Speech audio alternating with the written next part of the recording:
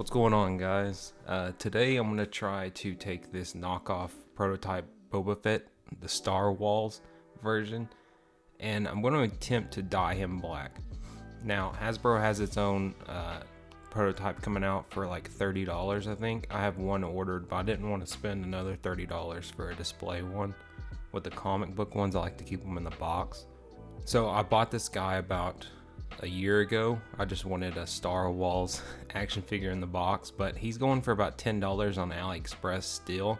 So I might just order another one, and I wanted to kind of have something to display for the prototype. So we're using this dye. This is synthetic. Make sure you get synthetic if you're dyeing action figures. And whenever I was looking at this guy, the torso and the arms are still all kind of the same material, which is good. You really want to have like a rubbery material if you're going to dye an action figure, where it bends kind of like this leg. Anything hard is not going to hold the dye very well. So the Marvel Legends torsos and stuff like that, they're still a harder plastic, and so those ones don't dye very well. But this guy everything should dye okay.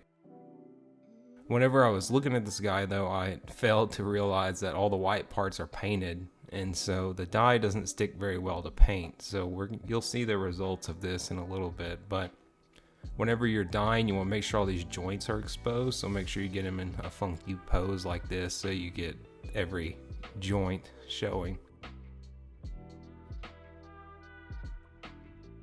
So switching over to the dyeing process, usually I like to get the water to about this point where it's kind of steaming a little bit, and then I cut it down to low.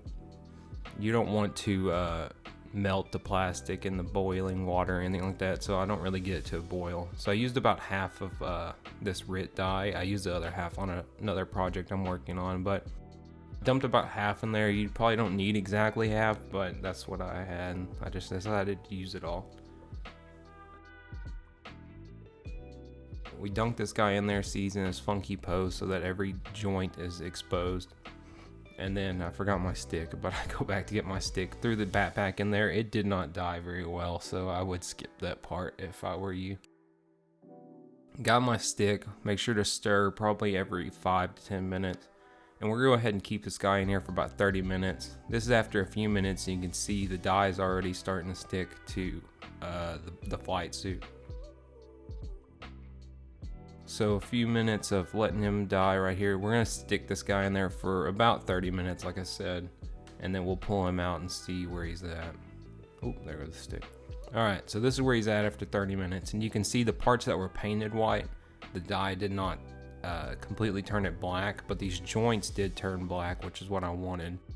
The flight suit all dyed a pretty good black color, and you can see after I straightened them out, the joints where they were bent aren't dyed, like the back of these knees. So we're gonna throw him back in there, and I had a little bit of time, so I just decided to leave him in there for about an hour to see if the painted parts would dye anymore, and if the cape would dye anymore. So an hour later, and we end up with this. Now, I'm pretty happy with how the flight suit looks right here. You'll see in a little bit it changes. The cape turned about green, so I'm gonna have to do something about that. But I missed a few points in the joints, but that's okay. I don't think I'm gonna have his arm straight up in a T-pose or anything. So there's the white underneath. That's how it did look. You can see the change in the painted parts. But I'm pretty happy with the flight suit. Missed the neck. But the painted parts, I'm gonna have to do something about.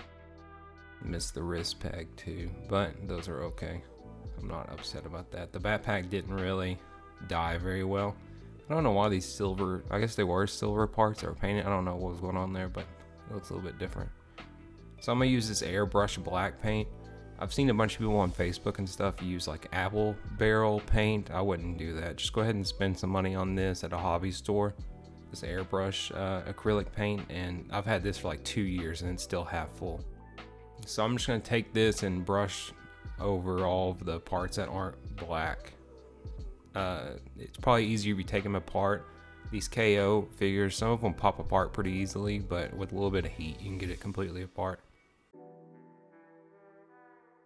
So this is after a few coats of paint, and what I noticed was all of the flight suit parts started turning like a bronze rather than just a straight up black.